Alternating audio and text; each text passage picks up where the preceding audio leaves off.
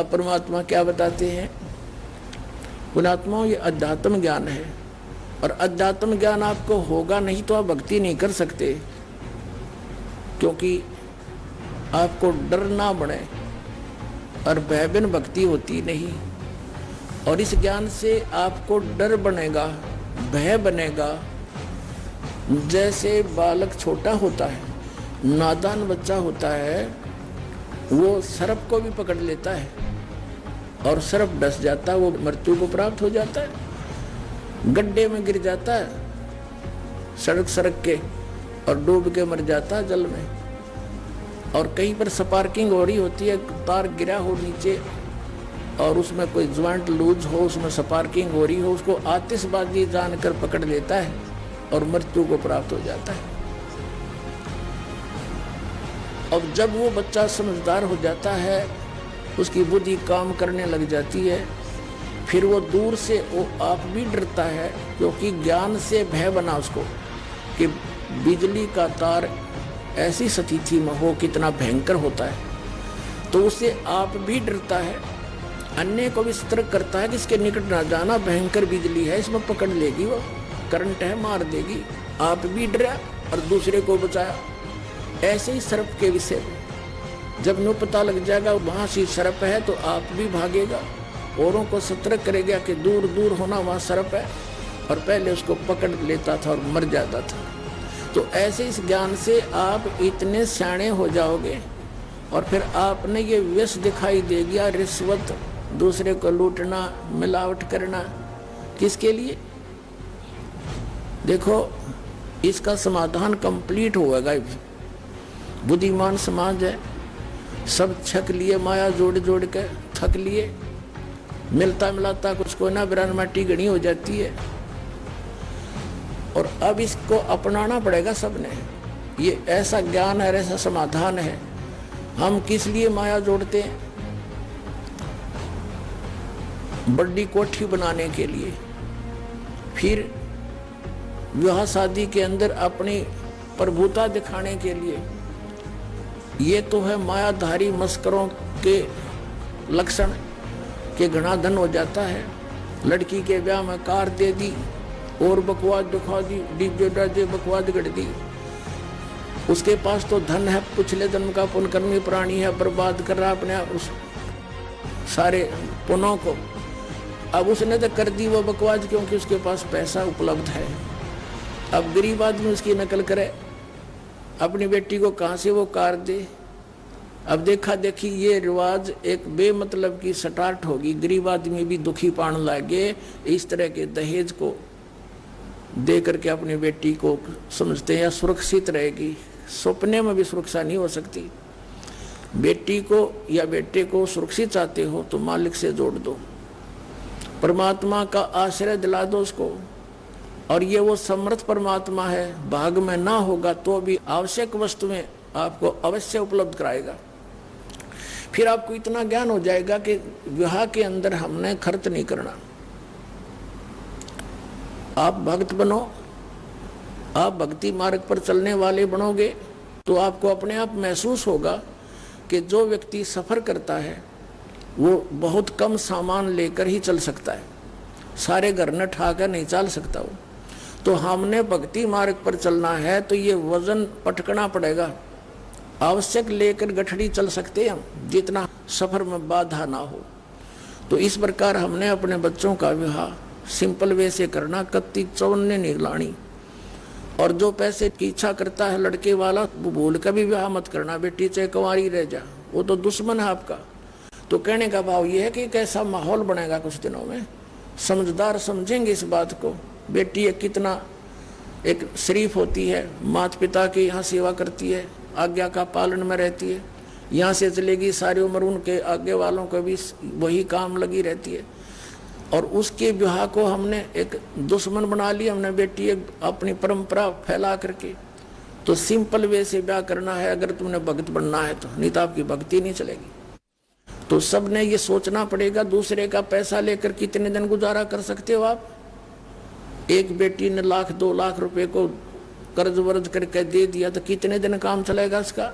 अपने हाथों से मेहनत करेगी, परमात्मा बरकत देगा, तब उसका गुजारा होगा। तो परमात्मा की बरकत साथ दिवा देंगे हम। पहले नाम दुआ के बेटी को भक्ति कराएंगे, साथ में भगवान हो जाएगा, फिर उसको मांगेगी सो आगे दरिया पाओगा, तो उससे गुजारा होगा। और दूसरे का विष लेकर के फिर उसका बैल बनकर देना होगा। आज हम दामाद बनकर लेंगे, कल हम उसके कुत्ते बनकर रखवाली करेंगे, बैल बनकर लटकावांगे, और वो सारा देना पड़ेगा। तो इसी बीमारी ने मूर्ख मोल लेगा। तो ऐसा मुकदमा कोई मूर्ख मोल ले सकता है? और जब ज्ञान हो जाएगा, परमात्मा कहते हैं जैसे किरका जहर का रंग होरी हो, कहो कौन तिस खावे राम रंग होरी हो। एक विष का कण भी कहीं पड़ा हो और यूं पता लग जाए ये विष है, लगा के दिखाइयो जीभ के, बालक तो वैसे खा कर मर जा, लेकिन बुद्धिमान तो उसने इसी जगह घेर का होगा, किसी और के भी ना हाथ लग जा, बालक के गड्ढे में खोद के गाड़ेगा कि पटकेगा ठा के। तो ये जो विष खा रहे हैं हम, अज्ञानता से चोरी करते हैं, मिलावट करते हैं, डाके मारते हैं, रिश्वत लेते हैं, तो ये विष है। और जो ऐसा कर्म करते हैं उनको दिखा दूंगा, उनके अंत आपके सामने। और ये होने लग रहे बहुत से प्रमाण है। उनका अंत पूरे परिवार का ऐसा बुरा हाल हो जाता है। तो जो ऐसे कर्म करके अपना बच्चों का परवरिश करते हैं या अपना जीविका चलाते हैं, रिश्वत ले करके, मिलावट करके, चोरी करके, तो उनको परिवार को विष देने की आवश्यकता नहीं पड़ेगी, एक दिन आप पे काम हो जाएगा उनका। तो ये ज्ञान आपको वहां से भी वापस करेगा। अब ये आवश्यकताएं खत्म कर देंगे हम, और फिर ज्ञान हो जाएगा। परमात्मा कहते कहाँ चिनावे मेड़िया, ये कहाँ कोठी बनाने लग रहा, लंबी भीत उसार, गरते 3.5 हाथ गणाते 4.25। आज तू लंबी लंबी द्वार बना करके ऊंची ऊंची कोठियां बना रहा, कल मृत्यु हो जाएगी। और कुत्ता बनकर उसकी छाम पिछले कान भी ना बैठने देंगे, क्यों रात ने शोर करे, फिर ऊपर तो डले मारे उसके, मरे इकलो है। तो कहते हैं परमात्मा कुछ आंख खोलो, इस ज्ञान से खुलेंगी आंखें। ठीक है, भगवान ने जो आपकी व्यवस्था करी है, सिंपल वे से एक मकान बनाओ, गर्मी और सर्दी से बचने के उद्देश्य से। चाहे किसी का भी हो तो झोंपड़ी का झोंपड़ी डाल लो, मालिक बचते रहो, या टाइम पास करना है। हमारे दादे परदादे, पिछली पीढ़ियां हमारे को याद है, हमारे आने वाले बताते रहे हैं, झोंपड़ियों में टाइम पास करके बढ़िया चैन से रहा करते थे। आज माया तो होगी, लेकिन सबका टेंशन लटक रही है। किसी ने देख ले, ये बूढ़ी बूढ़ी भी लागी टेंशन, मेरा टेंशन हो रही है, इन्हें टेंशन है ना बेरा था पहला की हो से।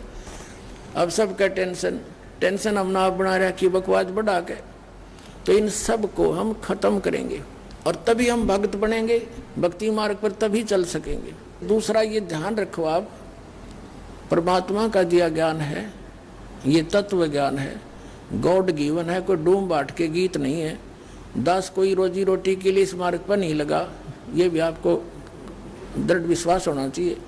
दास ने कुछ पाया इसके अंदर, और देखा ये सभी संत भ्रमित है, सारी पब्लिक भ्रमित है, इनके पीछे अपना जीवन नष्ट कर रही है। जो परमात्मा ने दया करी इस दास पर, आपको जगाने के लिए भौंक रहा है परमात्मा का कुत्ता, आप धनियों को जगाने के लिए।